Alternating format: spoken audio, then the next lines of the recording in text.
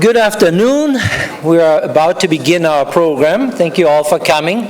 I know it's a warmer day than expected, but we're really thrilled finally to have you again here in person and not on little screens where we're moving around and doing all kinds of things. But it's first of all my great pleasure now to introduce our provost, Dr. Inga Musselman.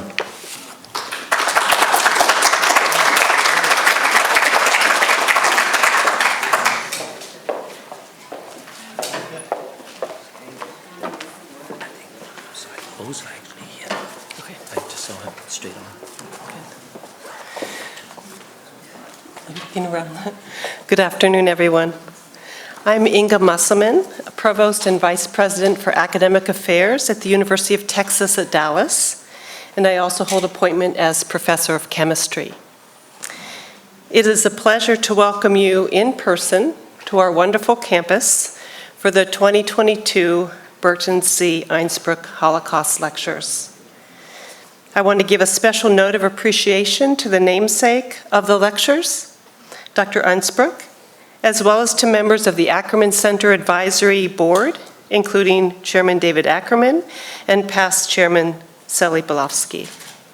They have made possible this remarkable series, and I appreciate their vision. We are also pleased to welcome today Mike Schiff, founder of the Holocaust Museum in Dallas, and several board members from the International Leadership of Texas, including Major General James L. Williams, United States Marine Corps. For 35 years, the Holocaust Studies program at UT Dallas has been a beacon of scholarship and enlightenment regarding one of the most traumatic events in human history. One of the pillars for this important field of study has been the endowment of the Einspruch Lecture on the Holocaust. And we are thankful to those who had the foresight to create and host this lecture series 9 years prior to an official endowment. Ultimately, the Einspruch Lecture Endowment was established in 2002 and is now celebrating its 20th year as an endowment.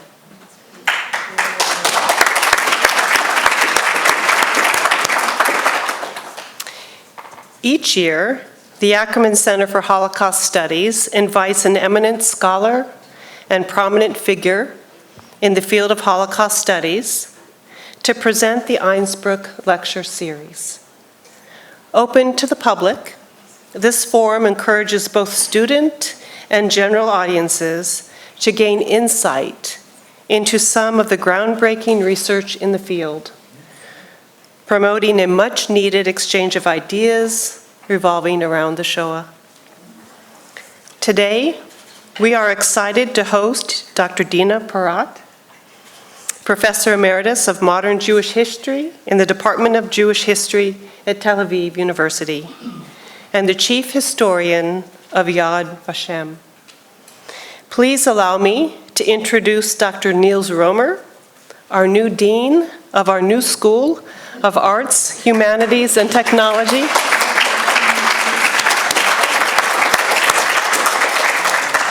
And Director of the Ackerman Center, to say a few words and then introduce our speaker. Thank you.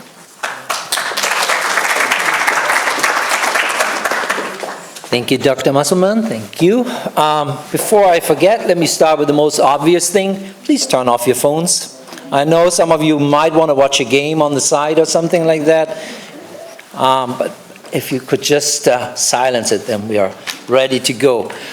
We have here a slide up that talks a little bit about the significance of the Einspruch Lecture in a different way. It is really the who's who in Holocaust studies, or conversely, if you go down that name, it's a reading list for all of our students that are passing the kind of comprehensive exams in Holocaust studies. So it's a very distinguished list, and we are really excited to add yet another name to that very list today. We were joking around about my introduction today. I have the fortune of introducing someone who has a long CV and a short CV. Anyone who has a short CV tells you something about how long the long CV is. And so I was instructed to stick with the short CV, which, however, is actually also quite long and very significant. So I'll try to make the short CV short, but nonetheless also give you a bit of a sense, really, of the significance of our distinguished speaker here today. Professor Dina Porat is the former and founding head of the Cantor Center for the Study of Contemporary European Jewry. She served as the head of the Department of Jewish History of the Rosenberg School for Jewish Studies and was the incumbent of the Alfred P. Slaner Chair in Anti-Semitism and Racism at Tel Aviv University. She also, as we have already heard, served as a chief historian at Yad Vashem from 2010 till 2021 and is now a senior academic advisor. She also served as an expert on Israeli foreign ministry delegations to UN World Conferences and as the academic advisor of the International Task Forces on Holocaust Education, Remembrance, and Research, and was, amongst many other things, also a visiting professor at Harvard, at Columbia, and in Venice and the Hebrew University. In between, however, she also wrote a good many books, and I counted well over 60 articles, and that comes from the longer of the CVs, not from the entirely short CVs.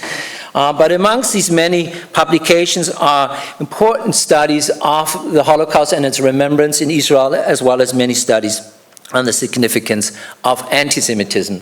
One of the really exciting things for us is that you have the privilege of hearing something that most other people have to wait until November 22 when it actually comes out as a book with Stanford University, her book Nakam, Holocaust Survivors Who Thought Full-Scale Revenge, which is very much the topic of her today's presentation.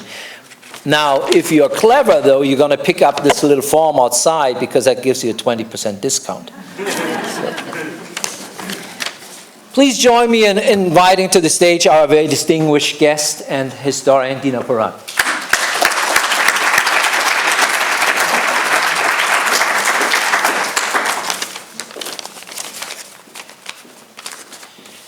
And she's going to talk to us about, to me, Belongeth, Vengeance and Recompence, a major post-Holocaust revenge attempt. Thank you very much. Thank you for the kind introduction.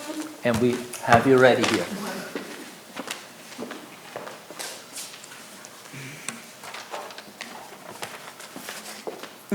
Sorry, just one thing that I was just told to do. You get the water, I get the PowerPoint. Yeah, who is this one?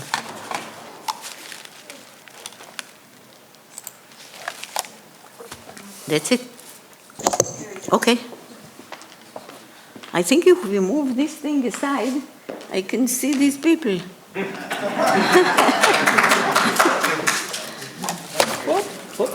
Well, never mind. You okay? Sure. Okay. Yeah. Much better. Yeah. Okay, good afternoon, everyone. Thank you for having invited me. Thank you, Professor Patterson, for the invitation. Thank you, other members of the faculty, Professor Debbie. Okay, the topic that has been presented to you is indeed the title of a book I wrote. It has been published some 3 years ago in Hebrew. Then, for obvious reasons that you will understand immediately, it had already been translated into German. And on November 1st, it will be published by Stanford in English. There are other languages on the way. And I will present to you the framework. What is the topic about? What is it about? Then we'll try to see who are the people behind this plan that the topic is speaking about. It's a group, I'll just say right away, it's a group of 50 young men and women, all survivors, all ex-partisans, ghetto fighters, etc., who decided, not even after the war, they started it even before the war was formally over, they decided to take revenge on the Germans and kill 6 million of them. Okay, I knew most of them. Out of the 50, I knew 34, and unfortunately, you know, time passes, they are not with us anymore.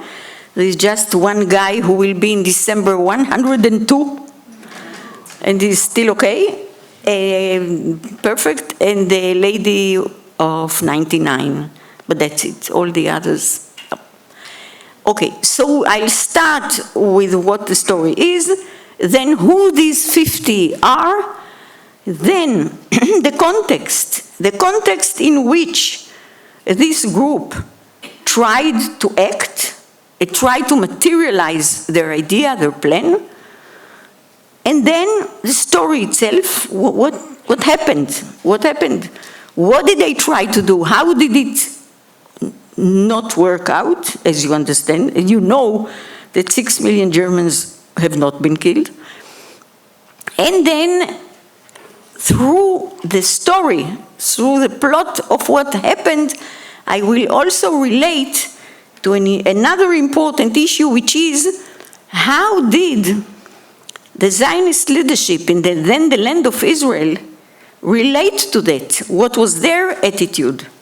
What was their reaction? Most of them were Zionists who saw the land of Israel as their connection, their inspiration. What was their attitude? What did Ben-Gurion say? Etc. Okay, so from time to time, don't blame me, I will take a wink at the watch to see how am I doing. And so let's start. Let's start by presenting again the framework. It is it happens. This is the story, the real story, of a group of 50 young men and women, as we have said, most of them from Eastern Europe, most of them were from Lithuania, Poland, the Ukraine, and they did not belong necessarily to the same party, or even not to the same youth movement. Some were HaShomer HaTzair, which is more to the left. Some others were Hanor HaTzioni, the Zionist youth, which is more to the center. One was Akiva, a few were communists, and belonged to, or were members of the Komsomol, the Soviet youth movement. So the group, what I'm trying to emphasize is that the group was not formed on any party basis or any other ideological basis, only the basis of being fit to be member of the Nakam. Nakam in Hebrew, as you know, is revenge, Nakam or Nekama, and that's it. It was more of a personal basis. Most of them, not everyone to the last one, but most of them were either ghetto fighters or at least members of undergrounds, certainly partisans in the forest, and they gathered under the leadership of Abba Kovner.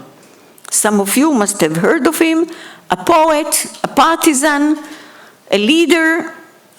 He was the one who wrote in the ghetto of Vilna the famous manifesto, which sort of started the revolts in the ghettos, which said, Jews, let us not go like sheep to slaughter. Jeden lo mir nicht gehen wie Schiff verschritten. Not you, youth movement, and the community apart, let us together as Jews. And then he was the commander of 4 units in the 4 partisan forests and many other achievements, a charismatic leader, a man of the highest intellectual stature.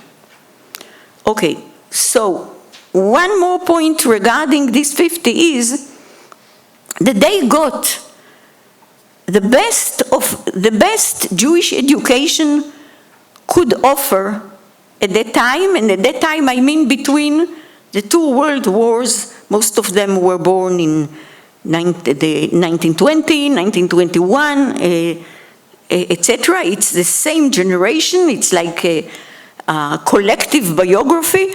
And they were educated in the excellent Jewish educational system that were acting between the two world wars. So most of them many of them knew Hebrew. The common language among them was Yiddish.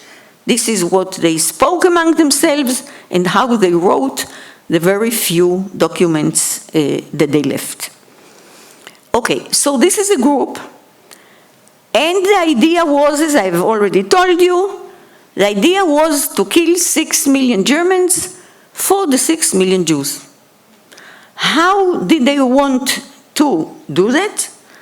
Their idea was to pour poison into the water systems of a few German cities. And we'll come back to that when we'll come to the story of what actually happened. Now, here I have to open a parenthesis and say that believe me, I tried hard, but I don't know how come, like half a year before the war ended, even more, in the summer of 1944, when they come out of the forests of Rudniki near Vilna and come to liberate Vilna, and then they sit down and think what to do next, they are already speaking about 6 million. How did they know? How did they know that 6 million Jews have already been killed? It's not that the archives were not open. There were no archives. There wasn't any survey yet. There wasn't any gathering of survivors to try to check the problem. But anyhow, the number started walking around from the middle of 44, a bit after the murder of Hungarian Jews in the spring of 1944, and it stuck as the number. And I can tell you that it is indeed very close to the number. In Yad Vashem, when we were trying to put up the Holocaust Encyclopedia, we spent some good months, a number of months, trying to check the numbers. And it's quite a job, so that you don't duplicate, and areas went from one end to another, and this and that. But we got to the conclusion that the number is 5,876,000 and something. So it's quite close to the 6 million. So here I close the parentheses because I have no answer. I really don't know how it started. Okay. So this is a group, this is the idea. The time frame also is, as we said, like half a year and more before the war formally ends, and the time frame goes until April 1946, when they acted, and after that they were shipped to the land of Israel. Okay, so now you know what is what, or as we say in Israel, now we know who is against whom. No.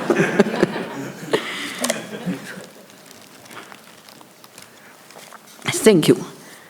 Okay, so let me say a few words about how I wrote this book and the sources, which are, of course, the main duty of a historian to say why and how did he write. Okay, first, why? Why? Because in 2000, I published the biography of Abba Kovner, quite a difficult work, and it was also published in English by Stanford. Since then we were left in touch. And as you will see in the story, he was not with them for a long time. The story starts together, but they are separated. And I wrote the book about him, not about them. But when they I mean these 50 chevre, they took the book and they saw that I wrote about them only a page and a half. So they grabbed me by the ear and said, we spent a whole year of our young lives in Germany, and you write a page and a half? Okay, so I had to make a promise with a handshake that I will write another book, and I kept my promise.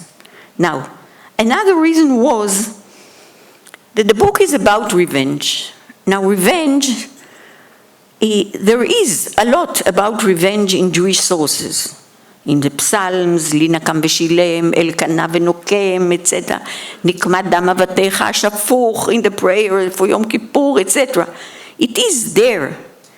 But as a tradition, the Jewish people along its painful history did not take revenge.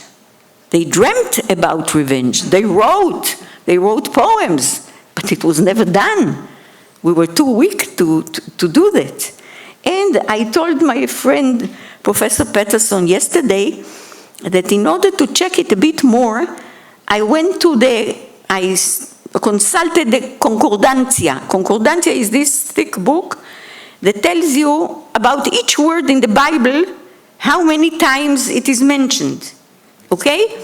So, Nakam and Nekama are mentioned some 80 times, while Chesed and Emet, which mean grace, pity, compassion, and truth, which generally go together, are mentioned 240, which shows you. So I tried to start the work and found out there is nothing written, there is no research about Nakam or revenge. I didn't even have anyone to copy from. It's nothing. I went to the English literature, French, whatever. I speak Spanish, but garnished. There are two books in English which I found, which cover the whole story. Susan Jacoby and another person, but that's it. Just two books very far apart from one another. So it tickles you. There is nothing written about it. You should. Why isn't there more about such a basic feeling? Okay? Your neighbor, it reads on your grass, and you will remember it for a decade, isn't it? Well, why? Because revenge is not considered part of civilization, because it's outside civilization. Civilization means a trial in court.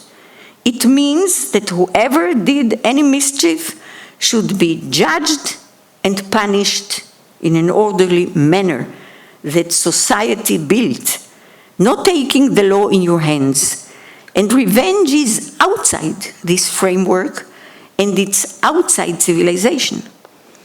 So it's, as we say in Yiddish, it's passt sich nicht. It doesn't fit. It doesn't fit. It's not okay. It's not an okay feeling, not an okay emotion. So I found very little. And the third and last reason is that with time, we became friends. I knew not the whole 50, I knew 34 of them, and 20 I knew really well, and they came to our house, me and my husband, we went to them. We became friends, although we had a constant dispute, because I said that killing 6 million people with no identification is not such a good idea. And they said that had you been with us at that time, had Jesus been with us at that time, he and you would have joined the revenge as well. So we had disputes, but we had a great friendship. And I wondered about the discrepancy between these people, this group, each of them with values that he had from the school and for the youth movement, with political and ideological analysis and understanding, with a great sense of humor. And between this and the wish to kill 6 million And I emphasize again, with no identification, which means that's it. Whoever would drink this water, children, women, everyone. For them, the whole German people was guilty, and that's it, from the beginning to the last. Okay, so for these reasons, I tried to write the book. My sources were, of course, obviously, interviews with all of them once and again, but interviews, many interviews also, that I made, and interviews that I found in the archives of Haganah soldiers, of the brigade, Jewish Brigade soldiers, the German unit of the Palmach, with other survivors and other avengers, and I took the whole thing, and I found a few good treasures in the archives, about which I'll tell you later. So this is the book, these are the reasons, these are the sources, and now I come to the context. Why is the context important? Because you know that sometimes when we deal with an issue, we deal only with this issue, and we cut it from its context and surrounding. But you, as historians, as people who do research or write books, you cannot do that. You have to see against which background did this came about.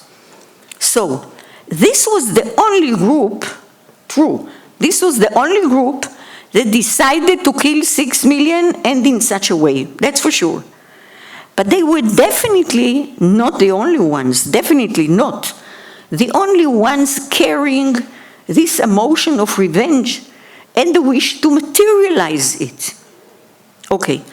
Among Jews, there were, and I'll be short about it because they are not our topic, in Eastern Europe, especially in the Ukraine, Jewish partisans came out of the forests upon liberation, and they prepared lists of those Ukrainians mainly, who killed their families, their communities, etc., caught them, took them back to the forest, and shot them there with the blessing of the Soviets. The Soviets were all fully for punishing whoever worked with the Nazis.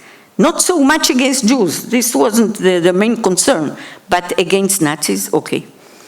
So this was a first group, but by an identification, okay? Then there was another group in Vienna.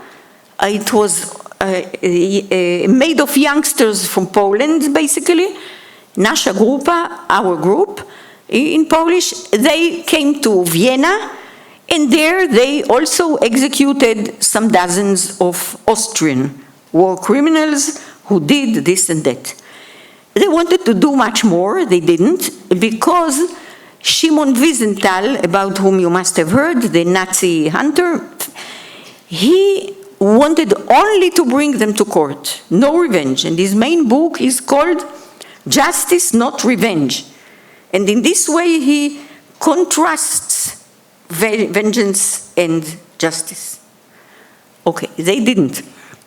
And so this group acted until it was stopped more or less. He didn't help them. Then 1948 came, they became Israeli citizens, they were told to stop. Then there was the Jewish Brigade. There were 5,000 soldiers together in the Jewish Brigade, which was under the auspices of the British Army, okay? And they were fought towards the end of World War II.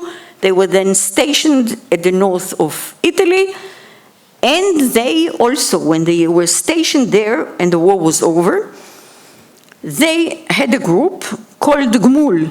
Gmul means recompense, which 20-30 of them, a secret one, without the knowledge of the commanders of the brigade, who would not have allowed it, of course, and they, under the leadership of a few officers who later became chief of staff and generals in the IDF, in the Israeli army, they at night took vehicles from the British and went out again according to lists that they managed to have, knocked the doors in southern Austria, took the people out, took them to a lake, to a mountain, to a cave, shot them or strangled them, and that's it.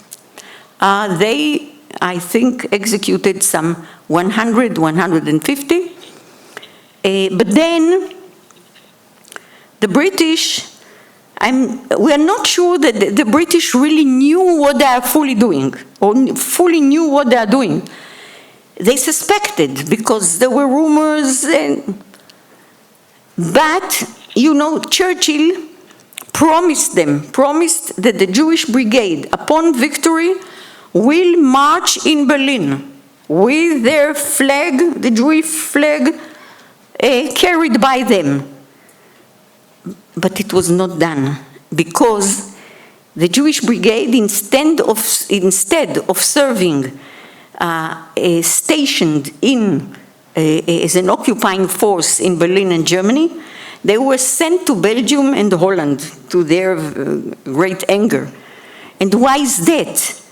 Not only because they were not trusted for not going wild and revenging, but because they collected some 15,000 survivors and took great care of them. And these 15,000 survivors, for them, they stole from the British army whatever they could, fuel and blankets and tents and food and whatever, and gave them. And the British said, enough is enough. We are not feeding and raising 15,000 survivors. So they sent them to Belgium and Holland. Okay. These were three groups. There were also some individuals, but this one I couldn't really trace. Individuals, they didn't leave documents, there are some stories, but I know, we all know that there were also individuals, couples, very small groups who did this and that, but I don't know how much and how many. Now, who did revenge to a much, much larger extent? Non-Jews. The German regime and the Nazi party did not hurt just Jews. Most of Europe was under the yoke and under the boot. When the war was over, the wish to pay Germany for what it had done was so strong that revenge was all over. And I'll give you the most conspicuous examples. First of all, the Red Army. The Red Army, the Soviet Union army, they were marching and advancing from the east to the west to capture Germany and to meet the Western allies, the British, French, and first of all the Americans coming from the other side. Once the Red Army soldiers crossed and entered the roads to Germany, there were signs in Russian on the roads, at the entrance of the main roads, which said, "Soldier, you are standing on German soil. Revenge, take revenge of the Hitlerites." That was the expression, the Hitlerites, Hitleristim. Why you didn't have to ask for too much, for too long? The Soviet Union lost 20 million people.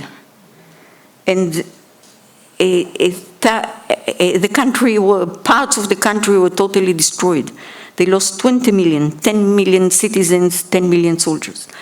They went wild, they destroyed, they burned, they hit, they would cut a finger for a ring and a hand for a watch. What they did is inexplicable and undescribable, and they especially raped.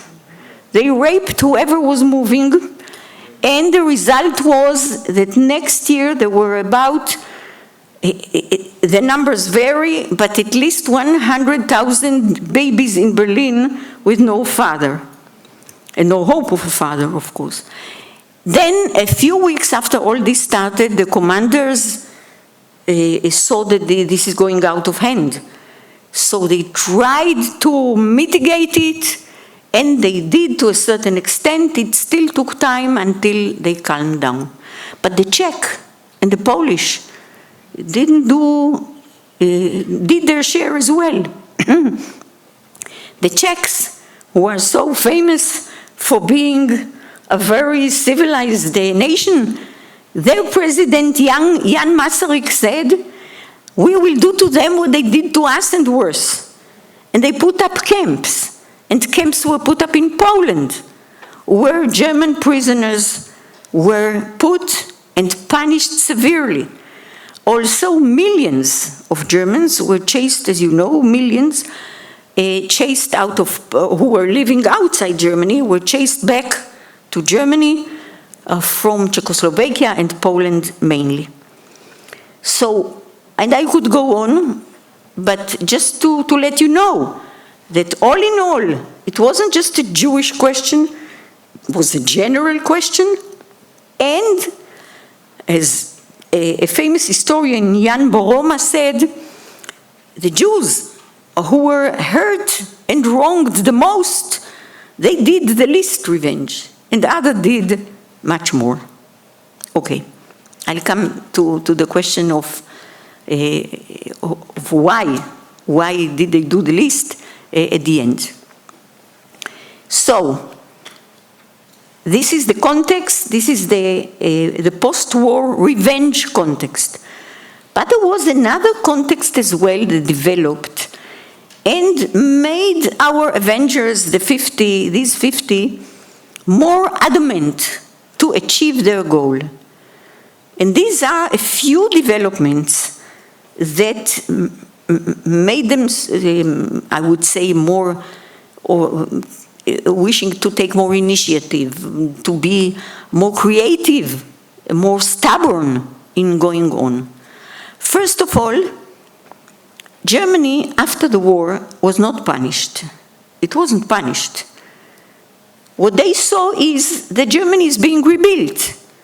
First was the Morgenthau plan that the Americans brought with them, and the idea was that Germany cannot have more heavy industry and not an army, and it should be denazified with a strong hand.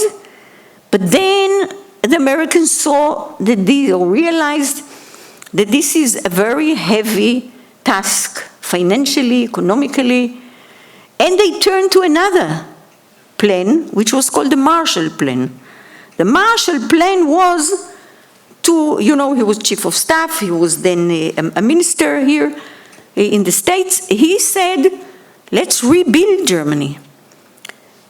They wanted to rebuild Germany, and they did, because the Cold War was already at the door. And they needed the Germans as a barrier against the Soviets. And they needed Germans who had professions, like engineers, atom researchers, nuclear researchers, etc., etc.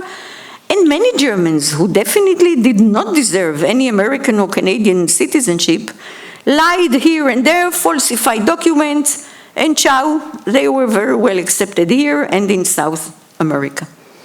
And Germany was rebuilt. In a few years, they didn't wait the few years, but they saw the process coming up. So, okay, where is the Holocaust? Where is some punishment? Where is justice?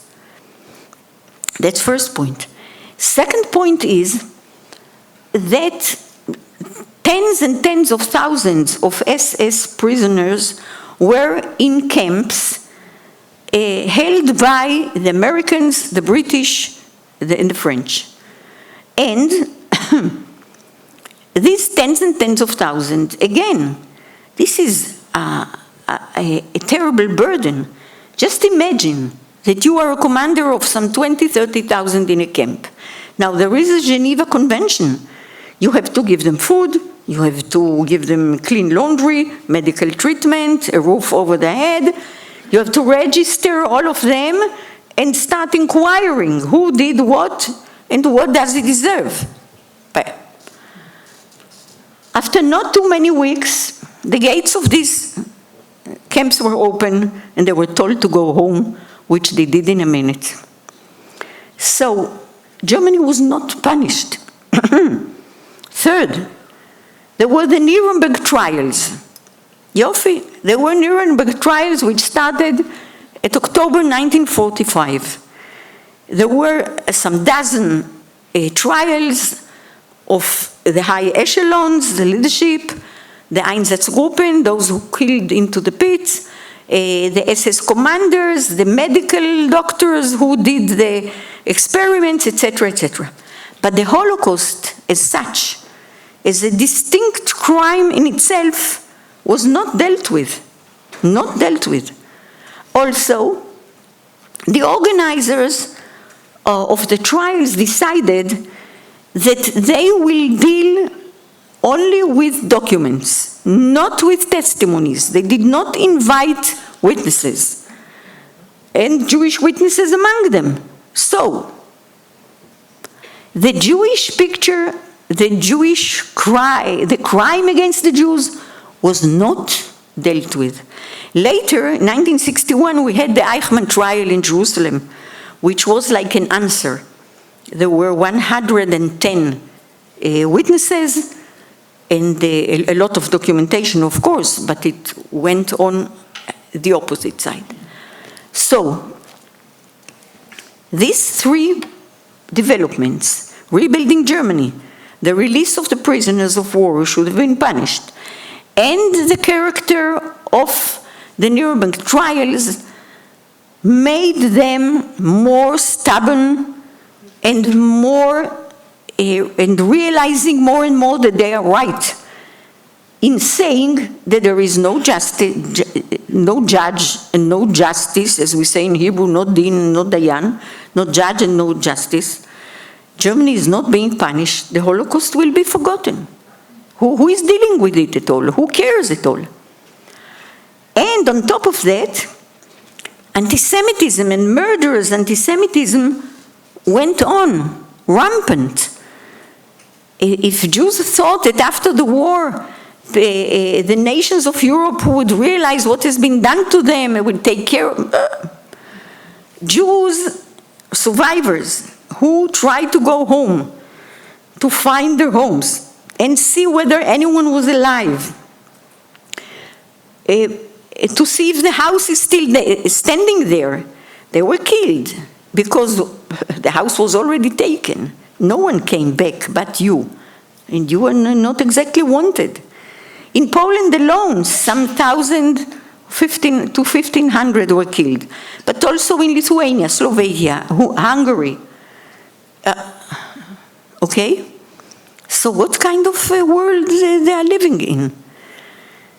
Therefore, they decided, they went down with Kovner from Vilna to Lublin, where the group was crystallized, from there down to Romania, to Bucharest, trying to see whether there are ships going to the land of Israel to put the people that in the meantime were gathering after them, were following them.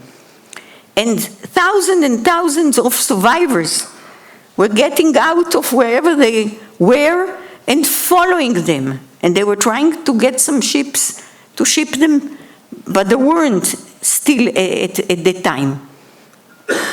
And, okay, well, what's next? In Bucharest, they sit down and they form in writing their goals. And they want, first, to act against these plans to rebuild Germany as if they did nothing. To act against the fact that the world is coming to normal. To have justice, not just revenge for them, unlike Wiesenthal. Revenge and justice were the same thing, because there was no justice. So at least revenge, that would be justice.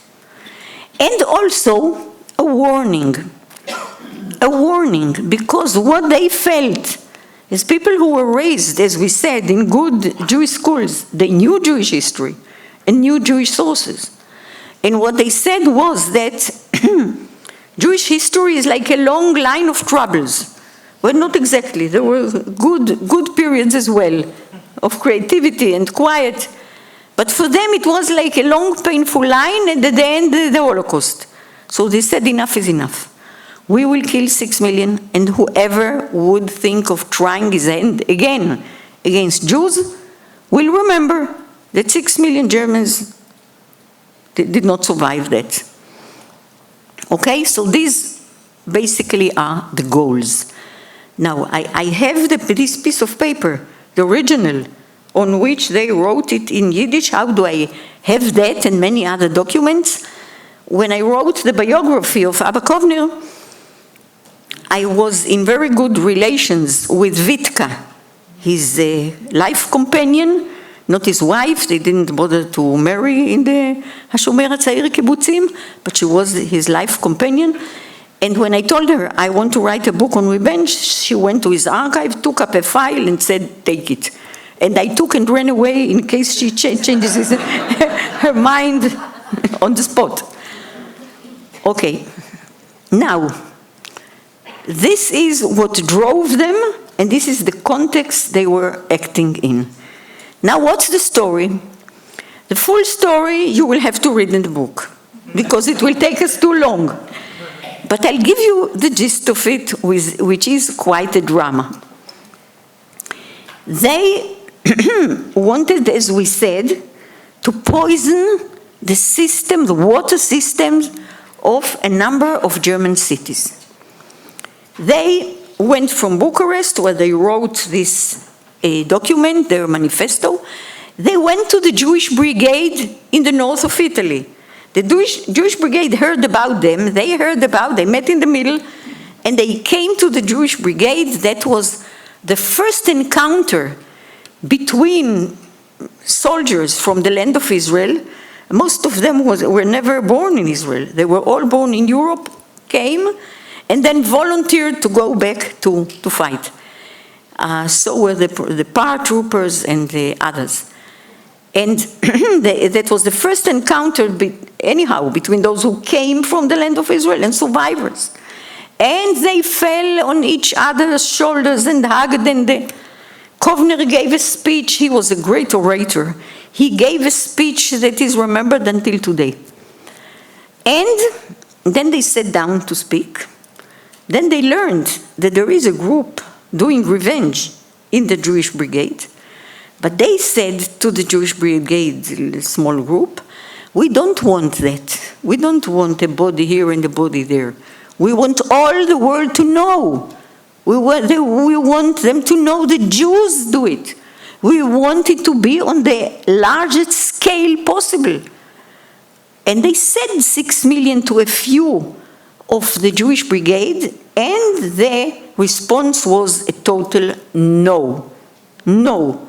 Out of any question. Ethically, morally, politically, no. Well, just imagine that this would have been done, we wouldn't have had a state. Who would give a state to people who do such things? No, a total no.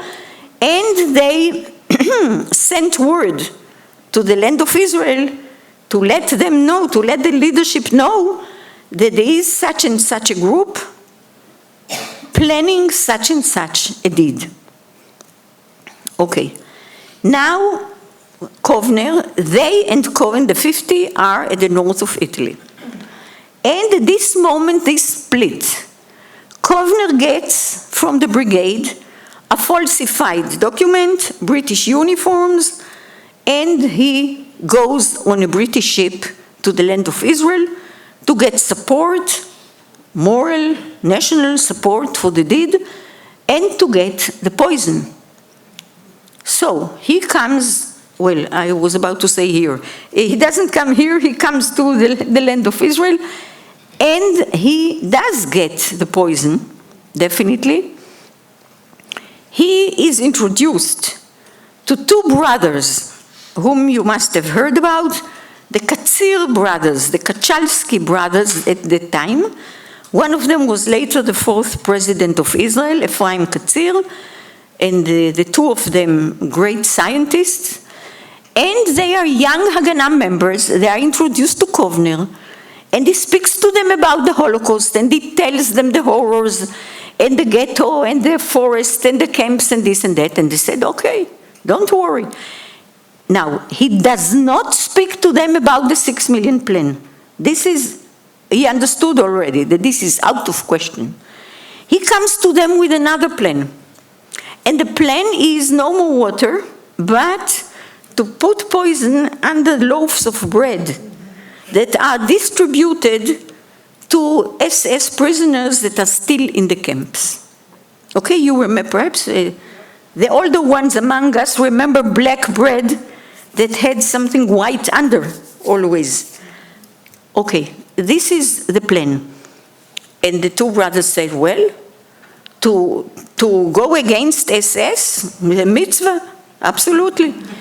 And they go down to the laboratory, and there is another young Haganah member, and he said, of course, and he gathers whatever he has, and he gives, and they give him the poison. Now, how do I know this to the last detail? Katzir, when he finished being a president, he had back his room and laboratory in Tel Aviv University, 2 buildings from the building of Jewish history. So I went to him, and I got an interview, written, deciphered, signed, everything. Okay, so our Kovner gets the poison, and Katzir told me, we gave him poison to kill half of Europe. But they didn't mean it, and they didn't know about the 6 million. This should be remembered. Only about the SS people, which was, as we said, absolutely to be supported. Okay, now Kovner should go back. They, in the meantime, are spread in Germany in small groups, trying to become workers in water systems, so that when the poison comes, they will. Okay.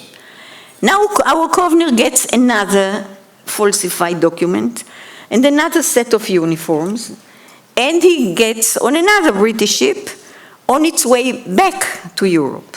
But was tut gut? The British were as nervous as possible because,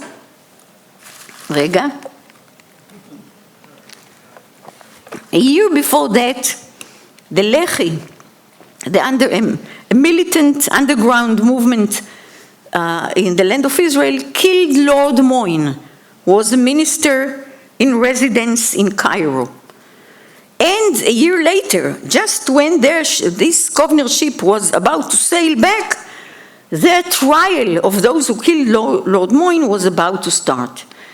And the British were nervous, and they were checking upside down, and they compared the numbers of soldiers here and there, and they definitely discovered that they have 5 people who were not registered anywhere, but they are here.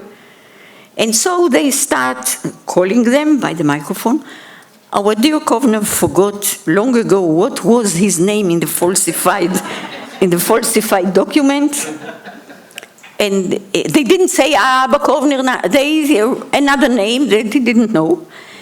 He didn't know a word of English. And okay, these 5 are caught, arrested, sent back to Egypt, and he spent some 2-3 months in a British jail in Cairo and then in Jerusalem. And now what is your question? He is arrested, but what happened to the poison? The poison was thrown out of the window of the toilets right into the Mediterranean. And that's it. Because he cannot go to the British with the poison that is with him. It was stored by Haganah members in cans of condensed milk. He throws the milk cans one after the other into the Mediterranean, and there is no, okay. Now, what next? He's in prison. The groups in Germany are spread around, and they are working. They are about they are waiting for the poison. Some of them are already working in the water system. They knew Germany, they knew German, they knew the job. But there is definitely no poison. They meant to go to 8 German cities, but the cities were so destroyed that they couldn't do anything but in 5 of them, and they concentrated on 3 of them, Hamburg, Nuremberg, and Dachau. Okay, then they get word that Kovner is arrested and there is no poison. But one of them was a chemist. So he sits down and concocts another poison. And this poison, which he concocts in Paris, goes to Nuremberg and to Dachau. And in the meantime, there is a Haganah headquarters in Paris, which overlooks all delegates, soldiers, members who came from the land of Israel to Europe. And one of his jobs, dictated by Ben-Gurion personally, is to keep an eye on this group of 50. Because, please note, I'm sure you have noted, that these are survivors. And survivors are always a bit suspected. Because they are survivors. Who knows what they have undergone and what's the mental position, etc. They may go wild. They may do things they promised not to do. And so he is in close touch with them. And at a certain point I found in his diaries and his testimonies that he says, whenever I met them, they also had the headquarters in Paris, whenever I met them, I sent a report to the land of Israel, to Galili, a leader of the Haganah. So I go and search every archive and place in Galili's kibbutz. No. But he said that he sent it, so he must have sent it. Scratched well my head, and I said to myself, if not Galili gave it to someone else, whom did he give it? Someone above him, the chief commander of the Haganah, Sneh. I go to the archives, bingo, I find all the reports that were sent from Paris to the land of Israel. And what do I find there? That indeed, they were totally against the 6 million, that's, I repeat again and again, but they also wanted revenge. Not done by survivors who are not fully to be trusted, even if they were partisans, etc., but by them. And why them? Because most of the Yishuv, the people in the land of Israel before the state, came from Europe. They came from Europe. They also lost their families. They lost their families. And he, the commander in Paris, is writing to them, and instead of calling it Nekama, he writes Nechama. Nechama means comfort, which means a very warm relation to revenge. And he writes and he says, I know you also want this. And please remember that if we don't do something on a good, big scale, we will miss a historical point, an historical opportunity to show the Jewish blood is not to be shed like this anymore. But the Jewish leadership wants revenge, no doubt. But they have their plans.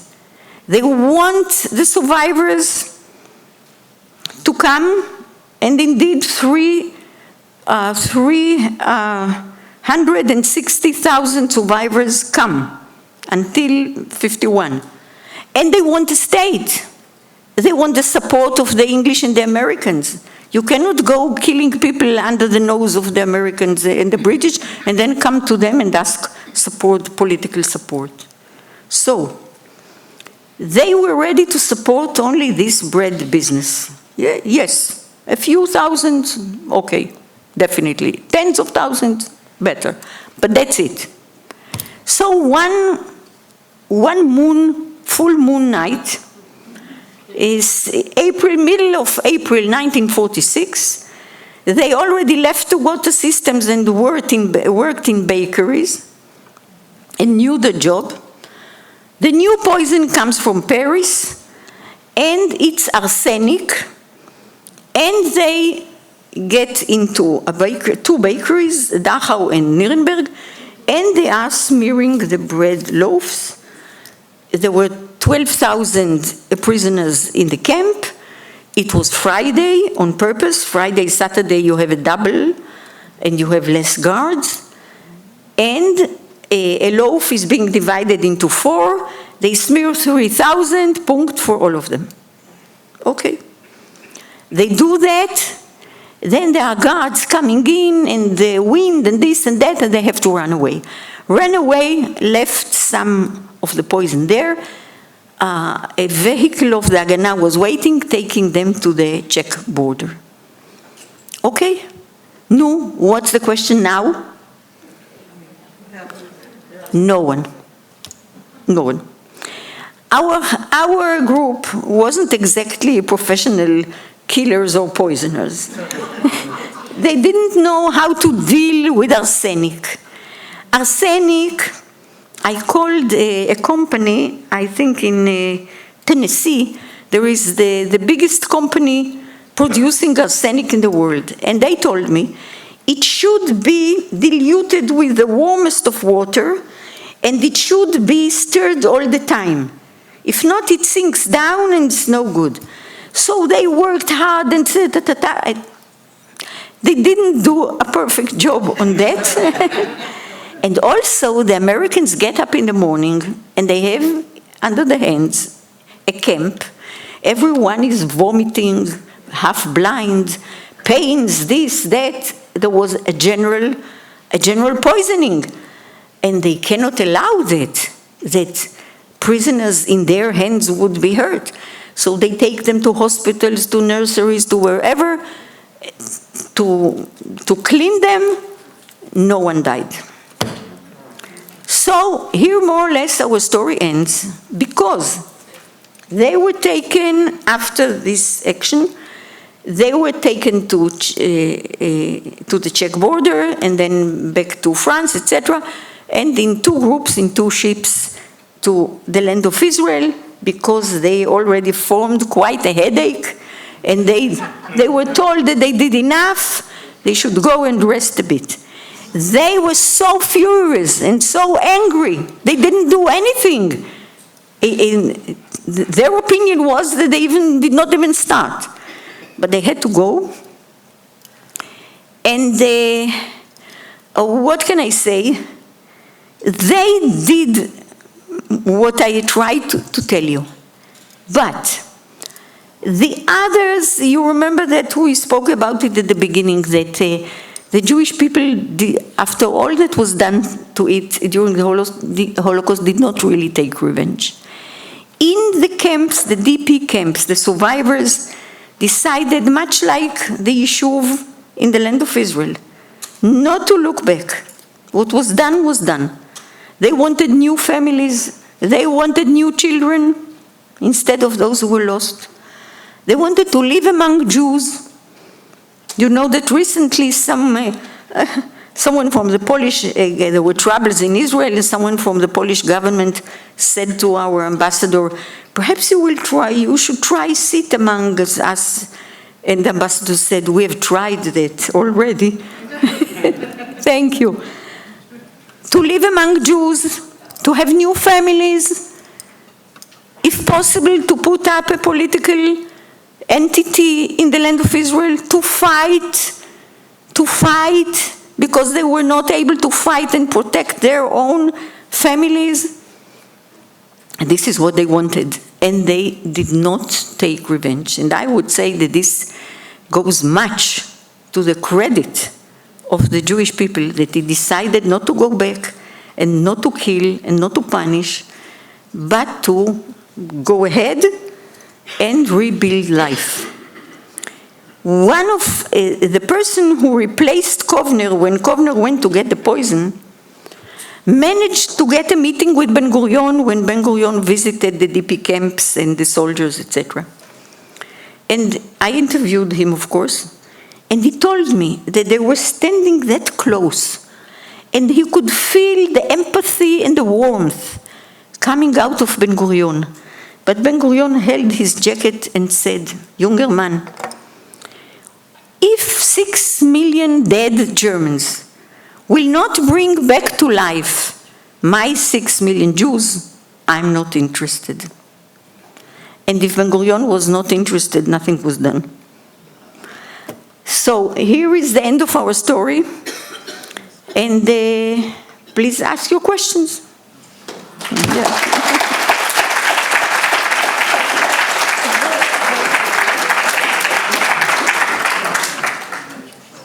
Some microphones, if you just raise your hand, and then we'll be right with you. If you want to ask any question, we have one mic there and one over there. Thank you very much. Yeah, but ask questions that I can answer. I'm sure. I'll ask a question that you absolutely can answer. Understanding, as you said, there was really no punishment for the perpetrators, yes. Not just Germans, but others as well. Yes. In your considered opinion, just thinking, if such a war and Holocaust would happen again, do you think the world would act differently? Well, no. No. But it won't happen again. It certainly won't happen again against Jews. I don't think so. It is happening again. Why did I say right away no? Because it is happening again. There was genocide in Cambodia, there was genocide in Rwanda, there is now going on in Kenya, there is south of Sudan where millions of Christians are being killed. Do you know that at all? No. No, the answer is no, because unfortunately, the international bodies that were created after World War II, first of all, the United Nations, NATO, the others. Does NATO come in the Ukraine now? No. Everyone is sending money, equipment, etc., but not soldiers. So, genocides are going on, and the involvement of international bodies to stop it is not exactly there. In Rwanda, the United Nations and the General Secretary Kofi Annan were for at least a month trying to figure out whether this is a genocide, because if it's a genocide, they have to send soldiers. By the time they decided it's a genocide, 1 million were already killed. So, no. But if you're asking if this may happen again to Jews, I don't think so. We have another question over here. Hi. I found your story amazing because I've never heard of it, heard what you have said before. My question is, how do you see in education with young children, how could that story be helpful in terms of an understanding? Because I don't think it exists it's not a part of the education curriculum at all. It isn't. And what is your comment about that? Well, Please. I certainly hope it will not get into the curricula of schools. No. You know that, thank you for your question and thank you for yours. A few weeks ago, I came back home from a week in Rwanda. And in Rwanda, they had 1 million killed out of 7 million. It's quite a substantial number. And they were, it's one tribe who went against the other. You remember the Hutu killed the Tutsi? And they were enormously interested in what we do to commemorate the memory of the Holocaust. And what are the questions that we deal with? And the questions were the same questions that they deal with. And one of the questions was, when I was speaking to teachers, that one of the questions was, do we teach this to children? And at what age? And it hits a very difficult point because, on the one hand, The mitzvah, the commandment is zachor. You should remember. This is what Jewish tradition is based on, zachor, telling and telling. One generation tells the other. Telling, not only writing, telling. But after such horrors, is the commandment to remember everything by telling it to children? Don't you harm young souls and young children by telling them that this is, by really telling them all the atrocities? That's very dangerous because they will lose trust in humanity. They will lose trust in God. In Rwanda, the church, the Catholic Church, was responsible to thousands and thousands of killings. They will lose humanity. They will lose faith in God. They will certainly will lose faith in international bodies. What are you going to raise them on? So it's a question that we deal also. And I can tell you that what we did, again in Yad Vashem, a former Minister of Education in Israel was Shai Piron. And he got many complaints and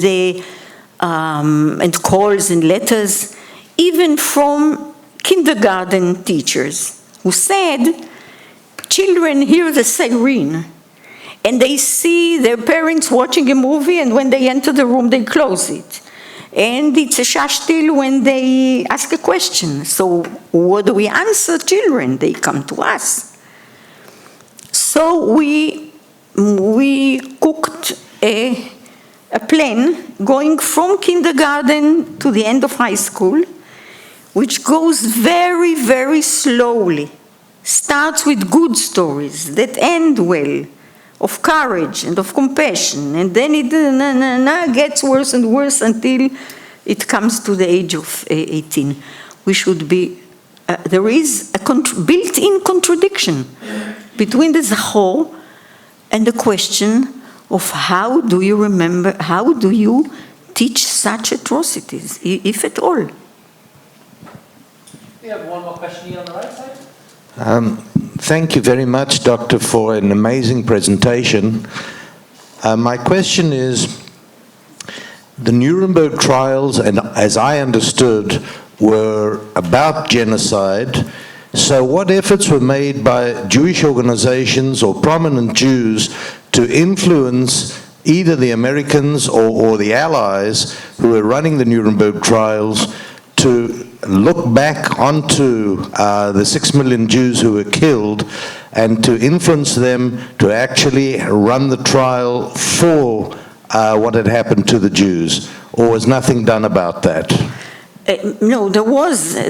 Well, first of all, we should definitely remember that the term genocide was termed by a Jewish lawyer, Raphael Lemkin, already in 1943, and he presented it in Nuremberg, and it helped a lot because, and another one who formed another term, a Jew again, Lauterpacht, crimes against humanity. Because former laws, before the Nuremberg laws and before Nazism, did not deal with such a magnitude of crimes. So you did not have proper laws and you did not have proper punishments. You had to open a whole new era of trials, of terms, of judicial work. So these two terms were very well accepted and used. And so there was Jewish presence in the trial of these two ones. But it's very kind of you to think that they could have influenced the court.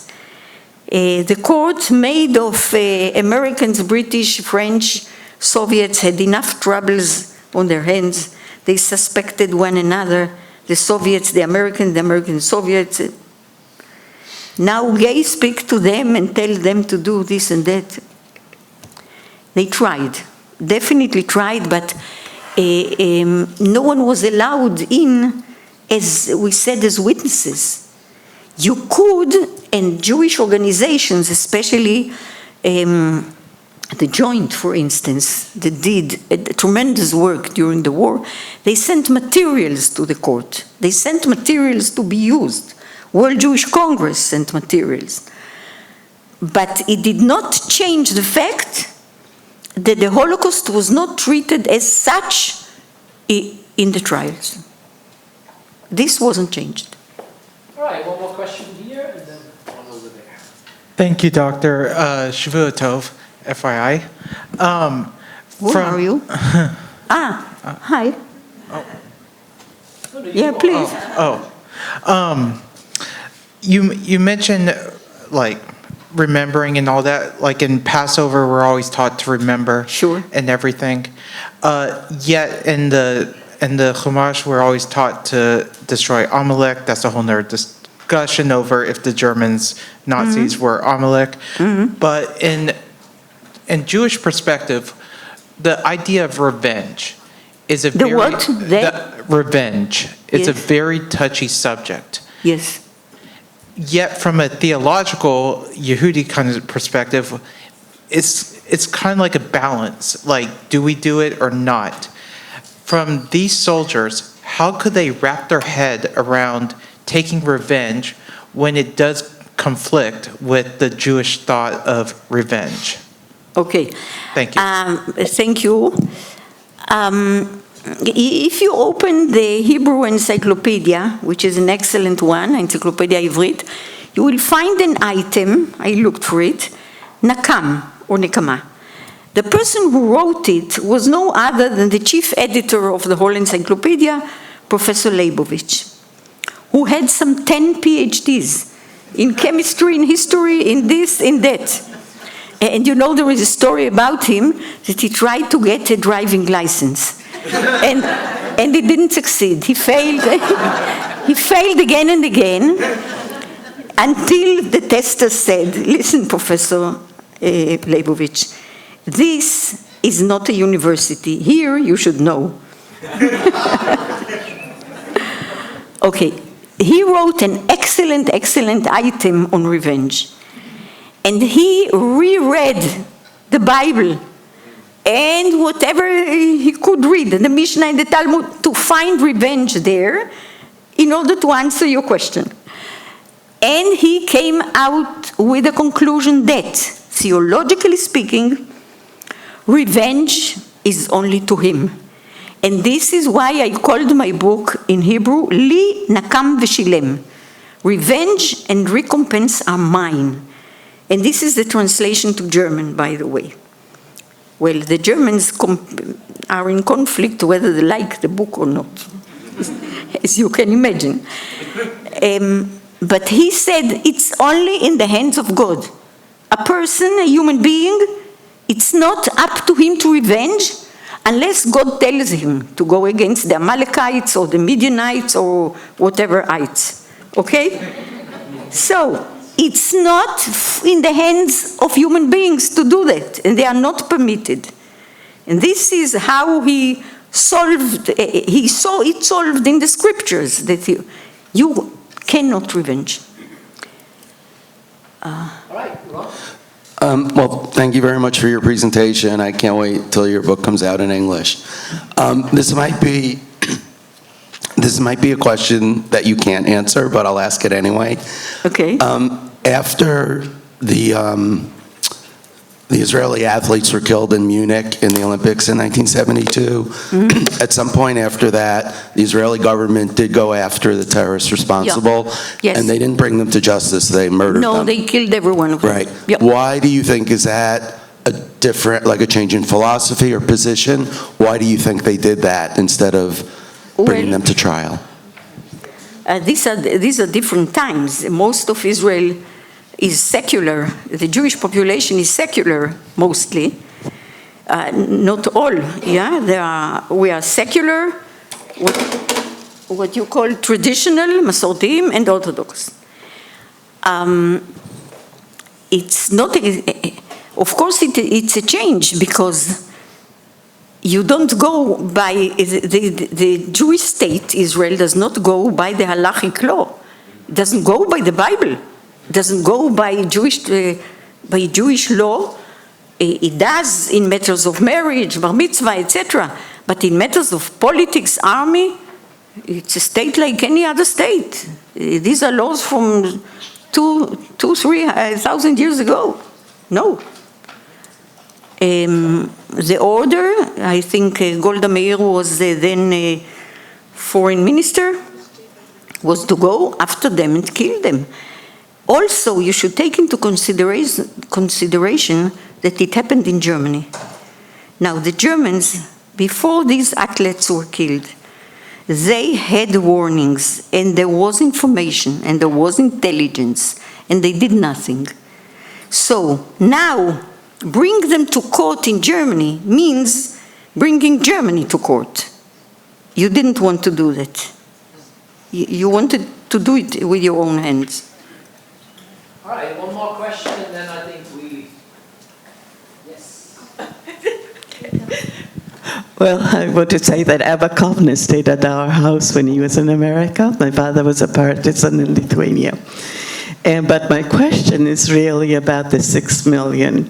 And my understanding is that Elie Wiesel never spoke to Simon Wiesenthal because of the 6 million figure. And I'm just wondering, how did they know? How did the people know in Israel about the 6 million figure? Yeah, okay.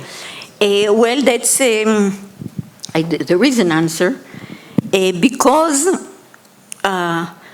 when Eastern Europe started getting liberated, and the Baltic countries were, and Ukraine, and the east of Poland were already liberated, survivors started coming to the land of Israel. In December 1944, for instance, Rushka Korczak, a partisan, a lady partisan who was in the Vilna ghetto, who was in the forest, and she's sent to open a way for survivors to come down to Romania and then to the land of Israel, comes and she speaks about 6 million. In this, those who came, the groups that are, and the individuals who already came before the end of the war even, from December 1944, spoke about the 6 million. Now, down to our very last question. Last. Thank you very much, Dr. Porat. That was a fascinating story. I have a question about the Russian mentality. About the Russians. Yes. So Stalin, I think, was very much opposed to the Nuremberg trials and wanted to just, kill Nazis, execute them. And you mentioned the Russians, soldiers being asked to take revenge.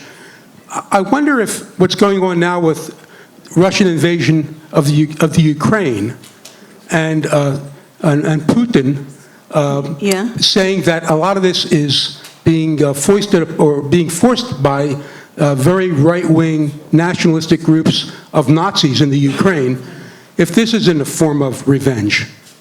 Well, true. You think I should answer that? Well, Putin, I'll do this short. Putin goes on saying again and again that he attacked Ukraine because it had to be denazified. No, of course there are definitely rightist movements, extremists in the Ukraine, very nationalist, with the same idea, with ideas from the past. But does this justify destroying a country? Can I have some last word? Last words. Well, are there any more questions? No. Okay. So I'll finish with the following story, a real story. Germany was divided into 4 parts, the Soviets, the French, the English, the Americans.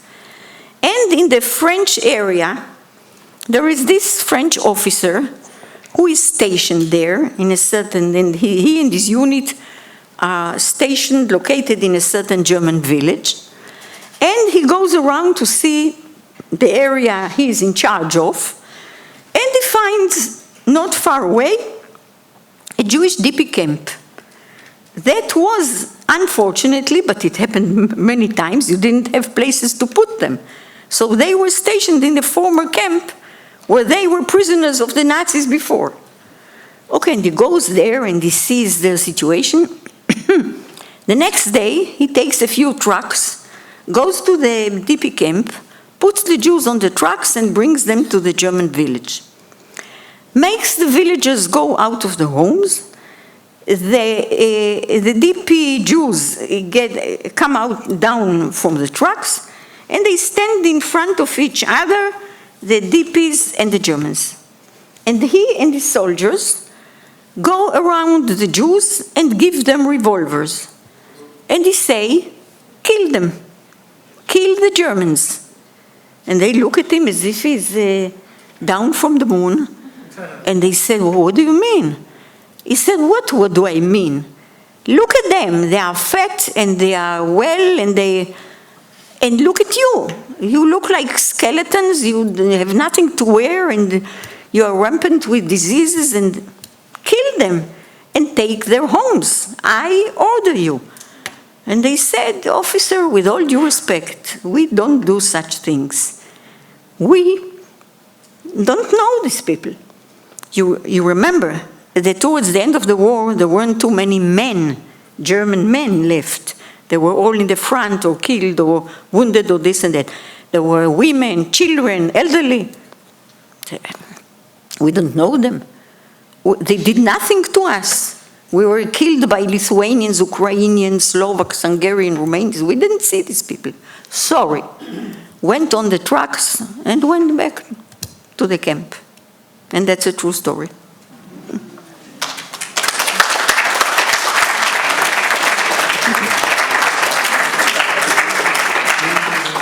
Please join us outside. We have a little reception, and then also remember there's more tomorrow at 9 a.m. when you're going to lecture again, but this time on the working definition of anti-Semitism and the debate around its evolution and implications. But now reception, and then more tomorrow morning. Thank you.